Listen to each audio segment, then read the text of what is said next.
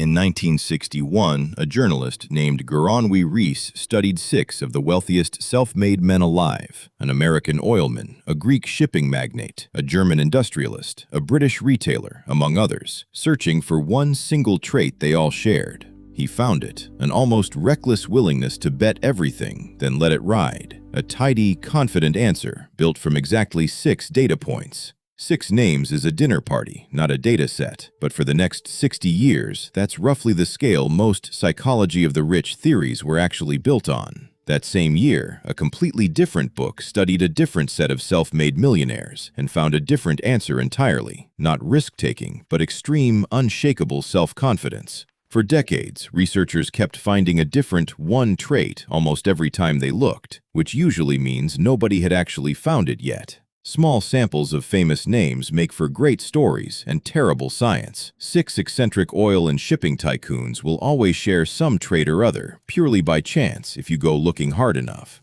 In 2022, a team at a German research institute finally ran the study properly, comparing self-made millionaires, people who inherited their money, and the general population, using rigorous large-scale data instead of a handful of famous names. What they found wasn't one trait, it was 5, and one of them turned out to matter more than the other 4 combined. The first trait is conscientiousness, and according to the researchers, it's the single strongest predictor in the entire profile. Not hard work in the vague motivational poster sense, something narrower and more specific. Consistent, almost boring follow-through on financial decisions, repeated for years without much variation.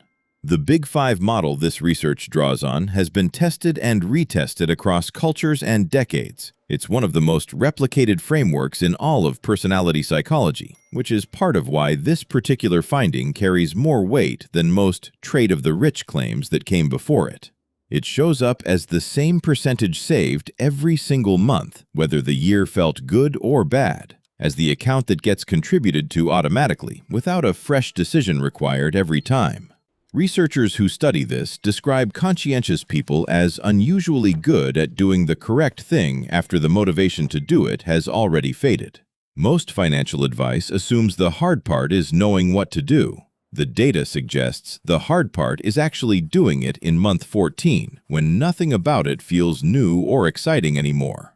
Picture 2 people who read the exact same investing advice on the exact same day. One follows it faithfully through a boring, uneventful 18 months. The other follows it for 6 weeks, gets distracted by something more interesting, and quietly lets it lapse. 18 months later, the actual advice they received was identical. The outcome wasn't, and personality, not information, is what explains the gap. The second trait is risk tolerance, though the researchers are careful to distinguish it from recklessness. Earlier work on entrepreneurs found something researchers sometimes call risk intelligence, the ability to evaluate a genuinely uncertain situation clearly, weigh a specific downside against a specific upside, and act, rather than either freezing or gambling blindly. This is closer to comfort with ambiguity than love of danger. Self-made wealth builders aren't the people betting everything on a coin flip. They're the people willing to make a calculated, incomplete information decision that a more anxious person would keep postponing indefinitely. There's a subtle distinction researchers draw here between 2 very different-looking people who both call themselves risk-takers. One who acts despite genuine uncertainty after doing the available homework, and one who simply hasn't thought carefully enough to feel afraid yet. Only the first version shows up reliably in the self-made wealth data. The third trait is emotional stability, technically described in the research as lower neuroticism, less prone to anxiety and mood swings under stress. This matters more than it sounds like it should, because most financial damage doesn't happen during calm, rational planning sessions. It happens during a market crash, a business setback, a sudden expense. The exact moments when an anxious nervous system pushes toward a panicked decision that a calmer one would simply sit through.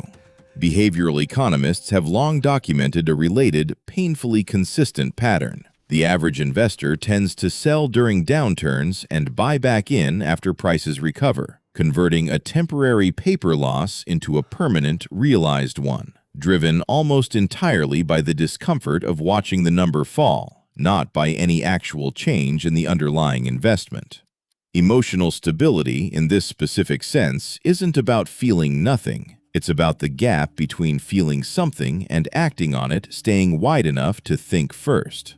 The researchers found this trait especially pronounced among the self-made, more so than among people who inherited comparable wealth, suggesting it's not just money that buys calm.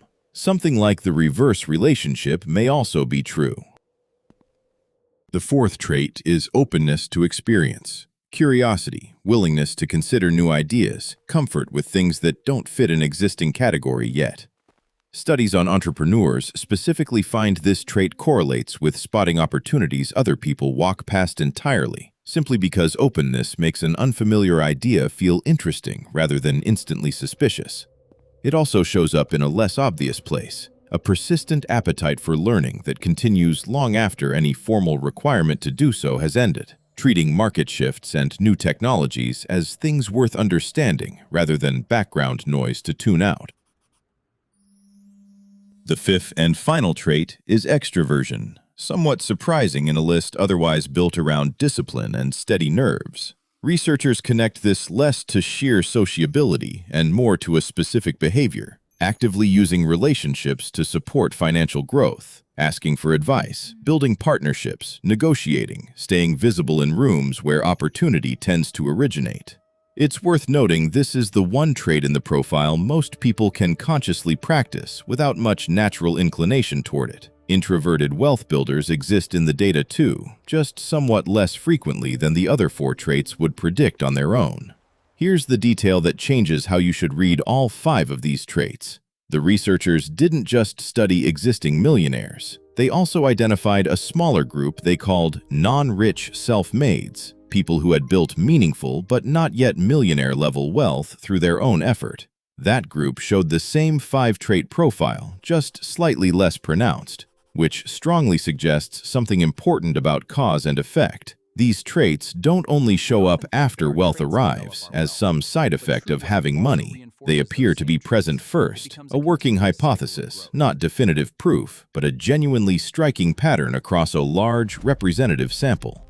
It's also worth being precise about what this doesn't claim. Personality alone doesn't guarantee wealth. Plenty of highly conscientious, emotionally stable people never build significant assets, for reasons having nothing to do with character.